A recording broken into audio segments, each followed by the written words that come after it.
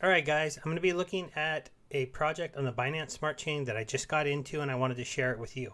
It's not a brand new project, but I like the idea. I saw it on another YouTube channel, looked into it pretty good, and I thought this was pretty cool. So this is the Drip Network. The Drip Network is not a brand new idea. It's been around a little bit, and it was launched by two people that you can reach out to on Telegram. Forex Shark and BB. They're known as being a team that's launched projects like this before, which puts a little bit more trust in that they aren't known as rug pullers in the past. So we're not expecting them to have built a rug pull for this one, but you need to do your own due diligence. I'm not a financial advisor, and you have to be careful whenever you're getting into any of these projects where you give them your tokens, because they have to have a good contract or you could lose your tokens. So what is the Drip Network? Let's get into it with a really quick kind of breakdown. It's a platform where you can trade, stake, and liquidity farm all on their platform. And it is built for you to do everything here on this platform and not go to places like PancakeSwap, because they do not have their liquidity on PancakeSwap. They do all their liquidity here. So let's look into what happens if you want to come and buy the token. Now, the token is currently priced at about $7.50. It's had a bit of a down day, as I think some of the altcoins are starting to do, as some of the big coins are going back up. But also, this is a coin that gets farmed, so it's going to have its ups and downs. I'm going to be looking to dollar cost average in, because the big play on this token is you get a 1% return every single day on your balance that you stake into the platform, or you can just hold the token like anybody else and try to speculate on it going up. Now, I would think if you get into this, you probably want to stake the token, but there are some tokens out there, some balances that are sitting that don't appear to be staked. And so those people are holding on to the token, probably watching the price. And there is some shakeout that's going to need to happen to those tokens where they either get staked or the users go ahead and sell them, because it looks like those are probably some of the users that got their tokens in the pre-sale. But if you're on the fountain area for the swap, this is where you can buy the token. Now, there is no fee for your buying of the token, even though there is a 10% transaction fee normally when you use this token. That transaction is fed into the faucet, and we'll get to that in just a moment. So you would just put your tokens in here that you want to buy. You would do the transaction, and it would happen within their liquidity pool. And I'm going to show you how many tokens are staked into their liquidity pool and how many tokens are staked into their staking contract. And you're going to see that a lot of the tokens are not currently out on the marketplace. All of their initial 1 million tokens have been released, but there is a possibility more could come out in the future, and I'll explain that when we get over to the faucet tab. So when you're ready to sell to them, there is a 10% tax that will be put through, and this would happen whether or not you were selling here or on PancakeSwap. There is a pairing on PancakeSwap, but it was not created by the team. It was created by somebody else. It has a very small amount of liquidity, so slippage is huge. You should probably stay away from it.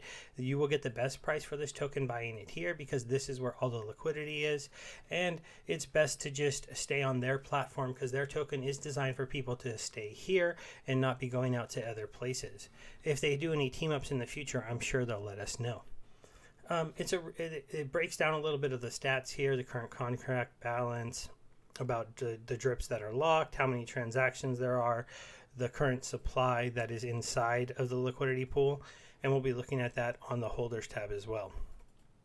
And then let's go ahead and go talk about the faucet. So once you've gotten your tokens, what are you going to be looking to do?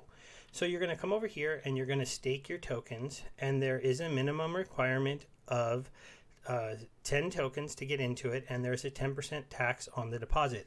So not on the buy, there is no tax, but if you want to sell your tokens, there's a tax, and if you want to deposit your tokens, there's a tax. Now, because you're making 1% per day back on the tokens, you only have to stake your tokens for a little over 10 days to get your full 10% tax back on your initial token supply, and then you'd have to hold it for like another 11 to 12 days to get an additional 10% of your token supply, and then you would go ahead and have enough tokens to sell your initial token claim at the amount that you had. So you will build up there, you will build enough up to cover the fees, and then you will get into getting tokens that you'd be able to sell that would be extra tokens. Now, whether or not it's going to be at a profit will depend on if this token goes up in value. So I'm going to try to talk to you a little bit about how the token can go up in value based on these fees. Part of these fees is used to pay out the daily 1% and to pay out rewards to people that bring in teams. So this is the first thing that hopefully will help this token grow. I'm making a video. A lot of other people may make videos or just reach out to people they know, show them the project, and try to get them into it. Well, the reason for this is because if you build a team, you do get a little reward for their deposits, but it also allows you to build up a bigger deposit, so a bigger daily reward. And then they have a fun little thing that you can do with the teams where we can do team airdrops. So if you join my team and I get enough people in there and I'm dollar cost averaging into this project every week and building up my balances, and I build up a good daily supply, in a few months I should be able to do some bigger airdrops. There might be some people out there that can offer you a better team, so you can look around for them if you just get into the project. That indirectly would benefit me, obviously, since I have some tokens, but that's what happens, and we have the tokens we talk about. And they do talk about the depth and how it all works. It goes pretty far. So one person, if you start getting some people in here, you could build up a pretty good sized team. I don't see that as a big problem, though, because their token does have that 1 million cap supply right now, and the only way that cap supply goes up is if the 1% daily dividends that have to get paid out gets to the point where there's so many tokens staked that they're not getting enough from their 10% fees and their initial stake of the tokens to be able to pay out the rewards. At that point, tokens will start to get issued, but there would be so much demand in the staking pool at that point. I don't think anybody would mind as new tokens came onto the market just to reward those of us that were staking. Now, the other thing to note about staking is that once you put your money in, you get your deposit, you're going to see you have a max payout. The reason you have a max payout on that 1% per day is because your deposit gives you 365 days of 1% drips. So that's why it's called the drip network. Now, anytime you make any kind of deposit into your deposits, you will reset that timer to another 365 days of 1%. So theoretically, if you're compounding your rewards, you can always get your 365% payout updated. So you won't have this issue of the max payout actually ever really being reached, because you'll just keep compounding. Though at some point you could say, okay, I've reached enough of a max payout goal, so I'm going to start shaving off some of my profit. That'll be everybody's own decision to make as we go and as you build your bankroll here.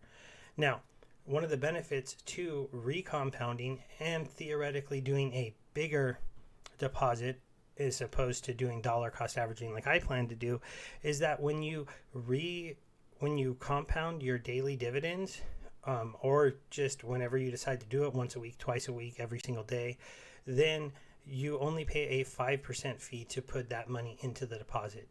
You will pay a 10% fee if you go out on the market, you buy new tokens, and then try to stake those ones into the pool.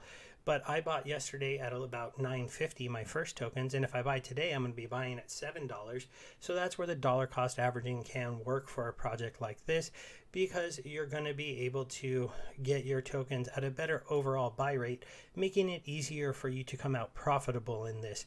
Whereas if I bought like hundreds of tokens yesterday at $9, I'd be significantly down today. I could just look to buy another 10, and now I'm sitting pretty with like an average buy range in the 8s, and I'm earning my 1%, and everything is in general going pretty well.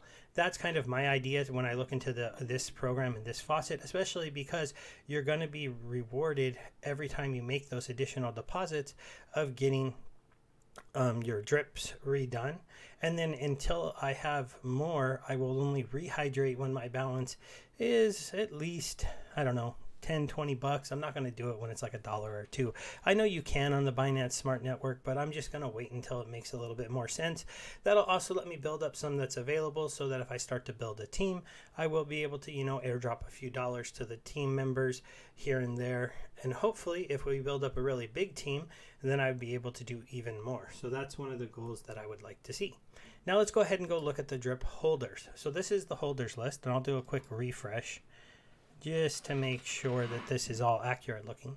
So these are the two big contracts they have. One is the staking pool and one is the liquidity pool. They're both over 300,000 tokens, and they are both over 30% of the supply. So you're looking at 65% of the supply is currently either staked or locked into liquidity on the platform.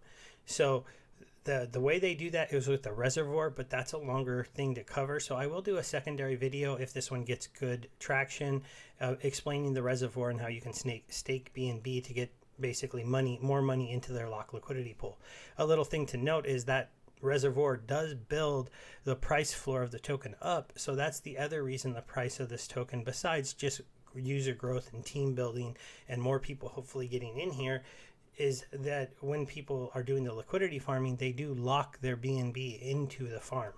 So that's something that is unique and pretty cool, but it needs its own video to explain. Here's some of those tokens I'm talking about that are sitting outside. Now, the biggest person only has 1.2%. Nobody has like 5-10% of this token. And then you got a lot of guys with like 7,000 tokens, 5,000 tokens, 4,000 tokens, and they're just holding them right now. They did recently have a price run up from about $3 to $9. Now they're falling back down to $7. So we'll have to see exactly where that averages out. One of the things they do need to do is they need to provide us with the ability to see price chart graphs based on their liquidity pool and the movements in their liquidity pool. If you use any of the tools right now, they end up just grabbing it out of PancakeSwap. It looks really silly, like there's only $4,000 in liquidity in there. The graph is no good because it's only got like 2 or 3 buys from people who got tricked from buying over there. So that's the one thing I would like to see them add in their tools. But they do have something in here that is really unique to this project that protects you from there being any big whales. And one of the reasons why you might not see a big whale. So this is their light paper. I got this from them in their Telegram group. I'll have a link to that so you can get into it. They're very friendly in there. They answered all my questions really quickly, and they provided me with their light paper when I asked about where I can read a little bit more about all the parts of the project. And they have what they call a whale tax. So if you have a certain amount of the total supply and you withdraw it all out of the platform or try to move it all at once, then you are going to have a tax on your transaction. So if you have more than 1% of the token, like that one person does, he would have a 5% tax that'll get distributed into the liquidity pool so that they have more tokens to give out to us in a reward when they want to move it. And if some big whale tried to come through and own more than 10% of the supply, to prevent them from manipulating or dumping it all at once, they would have a 50% tax on that transaction. Now, this does mean it might take us a little bit longer to build up to a lot of holders, but you shouldn't see any dramatic dumps where the token goes down 80 or 90% or even 50 or 60% in a second or two. It's going to be more cascading and over time because there shouldn't be any ginormous whales who are like, I'm going to dump all my tokens right now. And that really is shown in the amount of token holders that they have. So the last thing I just want to end you with is that they are doing a Blockfolio vote right now to try to get this token listed. If you're interested in the project and you're going to come in, make sure you come over here and you vote. I will have the link in my Telegram. If it just sounds interesting for you and you want to vote, go ahead and come and vote, because it helps us when these projects get into things like Blockfolio. More people are interested in investing when they can add it to their tracker and they can watch the price in real time. That way they can try to react to buy it up when it goes down and set alerts and just do all those type of things. And getting on Blockfolio is a nice step. So that's going to end it. Just one more look over here at the drip site. Like I said, I'll make another video about the reservoir, but only if I get some comments and some likes and some people going, yeah, we're interested in drip. We're going to be getting into it, and let me know what you think. So that's going to be it, guys. Goodbye.